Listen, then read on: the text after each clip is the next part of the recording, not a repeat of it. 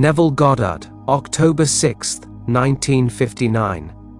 That which already has been. This platform is concerned only with the great secret of life. Here we are convinced that the supreme power that created and sustains the universe is divine imagining, and it does not differ from human imagination save in degree of intensity. So God in man is your wonderful imagination, that is God. We tell you that imagination creates reality, but bear in mind that at this human level on earth it takes time and persistence. If we will persist in the image, live in it, sleep in it, breathe in it, it will crystallize into tangible form. Night after night we take different facets of this truly great secret, and as we turn to the greatest book on imagination in the world, we treat it differently. So, as we turn to it, bear in mind that the Bible is addressed to the imagination, not to the man of sense or the man of reason, the one that is lost or dead or sound asleep. We will take a simple little verse and show you why it is not addressed to the natural man. Ecclesiastes 3:15, that which is, already has been, that which is to be, already has been, and God seeks what has been driven away. The natural man cannot grasp that, for to him reality is based only on the evidence of the senses. The man of reason could justify the verse's end, saying if it has any meaning then the writer must mean recurrence. The sun comes every day, and the moon completes its cycle, and the seasons come and go. If we took a picture of the universe today, the scientists can compute how long it will take to return to this point in the picture. So the intellectual man could justify the verse, but that is not what is meant, for it is addressed not to the man of reason or the man of sense, but to the man of imagination. What is it all about? That which is already has been, that which is to be, already has been, and God seeks what has been driven away. We are told that he made generic man, male, female, in his own image, and called them man. Then we are told that this man was driven out, and the priesthoods tell us he was driven out because of some original sin. I send my child to school to prepare her for living in the world, not to punish her, but to do it I must send her out. In Barbados we have a good school system, though not beyond high school, and when I was a boy there, I would see these children arriving from the other islands at the beginning of the school year, with their new clothes and their new books.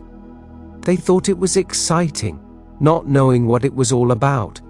But then the time came for the parents to kiss them goodbye and leave them in this strange place, and many a child cried himself to sleep not just for a night, but for the whole term. Such was their homesickness and loneliness. But the parents did it in love and left them there. Many sent their children on to England for still higher education at great sacrifice, and they could not afford to bring them home for vacations, so they had to wait years to see them again. But they did it in love and only love. An infinite being of love did the same thing to us. We were dead, we were fully made and perfect, but we were like the statue of Galatea. And then to quicken man and make him like God, he had to drive him out, not in space, out in mind. So God became man, the thing that was dead, and to do it, he had to lower himself to this level, which in comparison to the higher states, would be called dead. This garment of skin you wear has been long in preparation for the Son of God. We are told, and he clothed them in garments of skin. It is for schooling purposes. Why are we here? To make images. The whole universe is an image of cosmic fancy. We are learning, so we begin with the simplest things. A job, a new home, a change in environment. We do it in the same way as our father did it, but this is a classroom, so we make mistakes. But the fault is not ours, for we are not yet awake. There was the perfect system, existing for its creator, and then God set free certain portions of it, and so he prepared the way for his banished ones to return. God seeks what has been driven away, so that he may say, "This my son, who was dead and is alive again." So we are the one he is seeking. There is something hidden in this coat of skin that he is seeking. We must get beyond the senses and begin to create. So I say to everyone that we must start the art of creating, no matter how simple or how big the thing is, no matter what it is that is creating. We create by faith, and faith is belief in the thing not yet seen. We create by assembling an image that implies we now have what we want in this world, and if we are faithful we bring it to pass, and as we do it we begin to move through this labyrinthine way for the return of his Son, whom God has afflicted he will comfort and call his friend. So if you are hurt, do not believe that it was because of what you did in the past. No, we pass through the fixed labyrinthine ways that he has prepared for the return of his Son. So the Son finally awakens, and he walks with me through the whole roadway of these states. You can create anything in this world if you know who you are. And if you do not know, that is why these platforms exist, to teach you, for we are all interlaced. You may think you are insignificant, you may even be in jail, but even behind bars you are creating, and you need not remain in jail if you know who you are. Have you ever flown over a lake or over the ocean? A friend recently flew in from San Diego.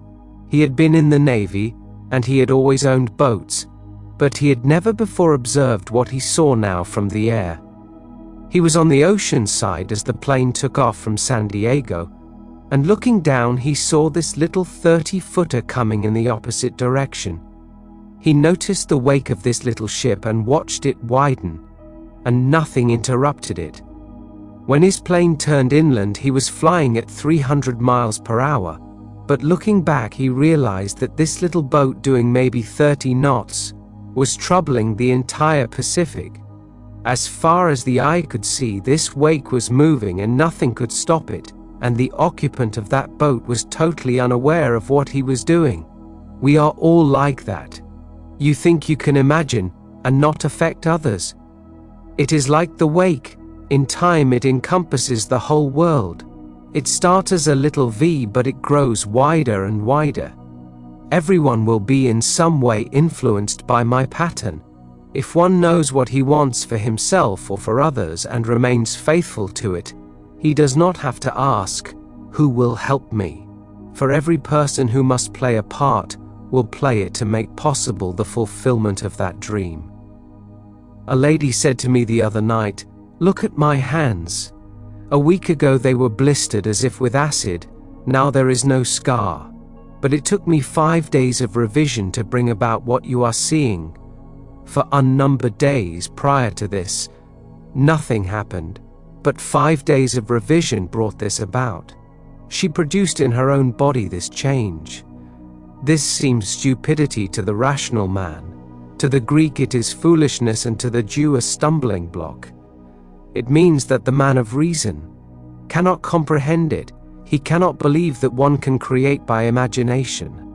The way is prepared for you, for there are unnumbered states, and we can create states to deliver others and pull them out of those into which they have fallen. We are here on the earth as in a great schoolroom. We were not sent here to be punished, but to learn to become creators like our Father.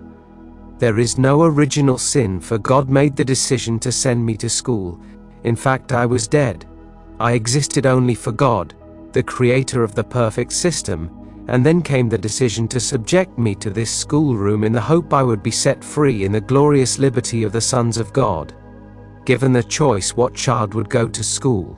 But loving the child, the parents subject it to that training.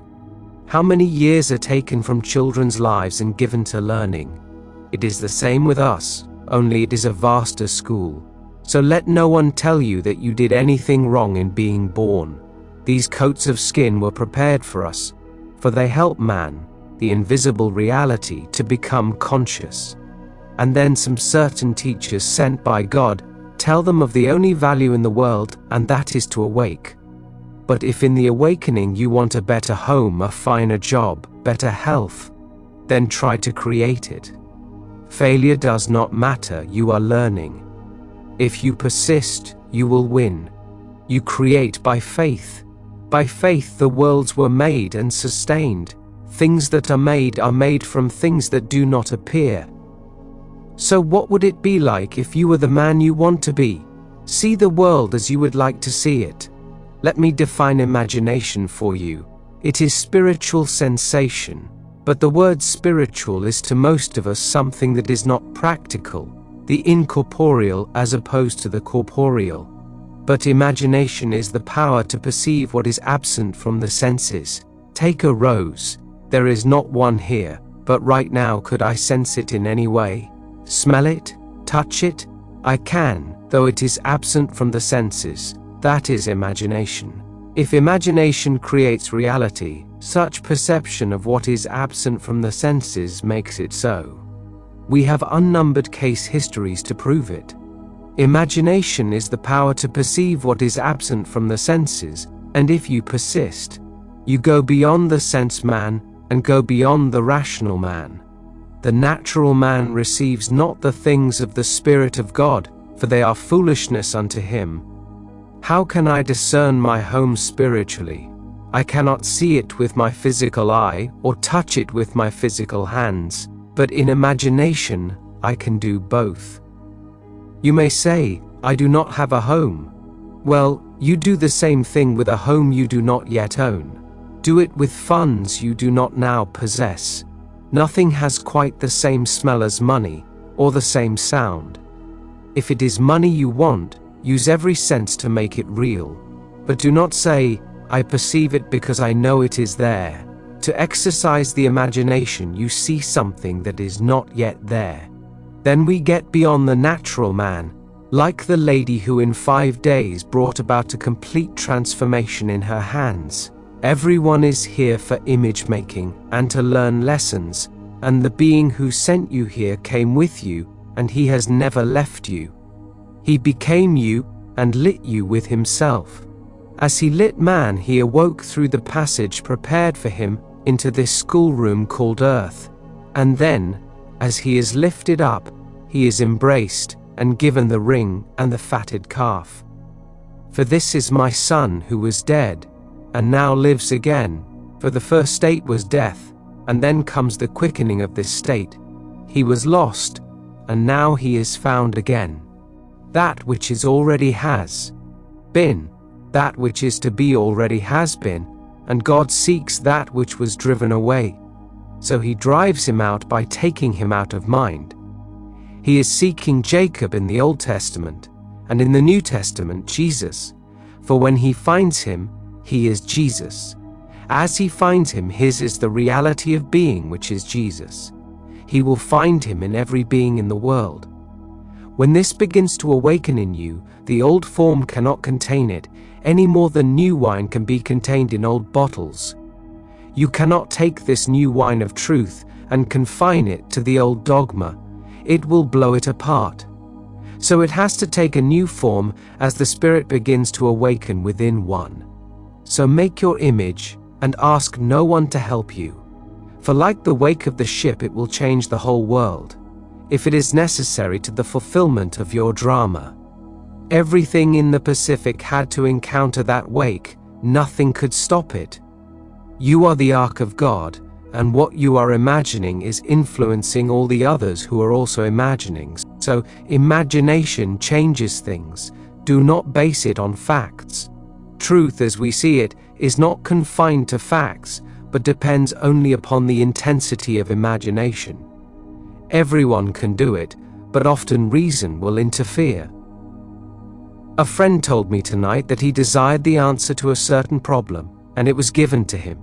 He said, I prayed to the being within me. It was a financial picture, and he got the answer, but it seemed so stupid he did not apply it. Although he did share in it, it brought about everything that he desired. Reason interfered, and he did not put his money into a certain venture. Reason stands between the man of sense and the man of imagination. Have you read Prodigal Genius, the life of Nikola Tesla? He said there was nothing that was not within the imagination. He conceived of alternating current, and when Edison told him it could not be done, he said, but I see it, and I am stopping it and starting it. and when they brought his model into the factory, they did not change a bolt of it. A friend of mine, a violinist, cut an accurate model of something he had seen in his mind. It was a collapsible box, such as now used by department stores to hold dresses and such. He had it patented and sold his patent for $10,000. Not one person in this country but has used that kind of box. Harry Webb got it in a vision. The manufacturer made millions. Harry did not labor for it. Reason was suspended, and this came through. Apply this principle to the little things of life, and let no one tell you it is too material. The same ones will ask you for whatever it is when you discard it. You are here in this schoolroom to create out of your imagination, and to do it by faith. Imagine and create the noblest concepts for yourself or for others and live in them. And in a way you do not know, you will influence the lives of everyone in the world, and everyone who will be needed to bring about your dream will be drawn into it and brought to you. Even those who seek to stack the cards against you and think they are doing so very cleverly will find that the very thing they did will instead stack the cards against themselves. You are influencing everyone in this world when you are imagining. Who knows what being now in solitary is not disturbing the whole vast world? He will never be accused, for he is not out. They can find approximate cause, but they cannot blame him, for he was in a cell. Yet he could cause a wave of hate out of the depth of his own being. That is why it is so important to imagine wisely. There is only one being awakening, and that is God, and we were put into this schoolroom in love, even though many a night, like the children, we cry. Loving fathers here have sent their unwilling children to school. A loving heavenly Father sent you here. On earth, you apply it and use the greatest talent in the world, which is Himself. That is imagination. I cannot begin to tell you the thrill that is in store for you as you begin to live by imagination. And then you can pass through all these states, which were prepared for the return of His banished ones. Not a state, but has been fixed before He put His Son into the depth to rise. So as He is the life of man, it is really God who is rising. So we deliver ourselves from states, and at the same time deliver others from the same state. No matter what a man has done, he is only in a state and can be lifted out. When we begin to awaken, we will begin to comfort and heal. For whom God afflicts, He did it for a sound end, and that was that he might awaken. This is my Son who was dead and now liveth. The most monstrous beast that ever walked the earth cannot be lost, for God is also present in him. If one could be lost, then God could be lost, for He became His Son that He might awaken that Son as God. So make your dream and live in it, and it will come true. We are told that as the sower sowed, the seed fell on 4 kinds of soil. The first is not prepared, it is the highway, and no seed took root. These are those who will not listen. Then you will find one who will take this teaching, but it falls on stony ground. They get something new, but there is no root. The first thing they say is, "Oh, it would have happened anyway." The third fell among the thorns and thistles. It grows deeper than the one on the rock. But they really believe that it is only with money they can get things, and so the teaching was choked by the thorns of their unbelief. Then there is the well-prepared ground, and it roots deeply and produces 50 and 100, being prepared for your education, and that it is all interwoven in the labyrinthine ways of your own mind. And then you learn to walk in the feeling of your wish fulfilled, and you can create states from this heavenly alphabet of God, and then we find how the entire Bible story is a true story as seen through the eyes of those who wrote it. It is the history of the soul of man, and someday you will know it is taking place in you, and then it moves rapidly, and you will understand the vision you did not understand before. Then you can say, "The whole book spoke of me." So, speaking of the one that God is seeking, the one who was lost, who found him, God found him, You find it unfolding within you, and then you see that you cannot from now on use the old bottle or the old frame, for the vision differs, and you cannot put new cloth on old garments, or new wine in old bottles, and your friends tell you that if you do this you will have no listeners. But you must go blindly on, because you have been given the new wine. You see no one who is important, and you do not consider the wise or the foolish to be in supreme states, but you see them passing through these states into which we may all fall as we are being educated, as we move from the state of death to the divine liberty of the sons of God. So if you get a vision, do not let reason interfere like my friend who lost $50,000, because he allowed reason to interfere and did not follow through on the answer that was given him. Reason divides the natural man of sense from the man of imagination.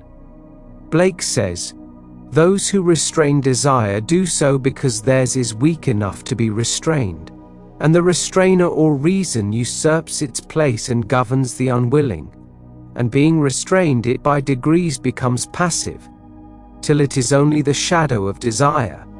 If you desire the recovery of a friend, do not restrain it, for then reason will restrain it. Let no one tell you he is suffering because of the past. You are called on only to forgive him. You are not the judge. Let no one tell you that your Father punishes. He seems to do it is for a purpose. I kill, I heal, I wound, I make alive, etc. Choose life, but there must be the contrary to awaken you. But we may choose from the tree of life, which is truth and error. So deliver anyone from the state into which he has fallen." Now you see what the prophet meant, that which is already has been, etc. For the schoolroom is prepared for the awakening Son of God. Now let us go into the silence. Remember to like and subscribe, and let the sound of the bell guide you back.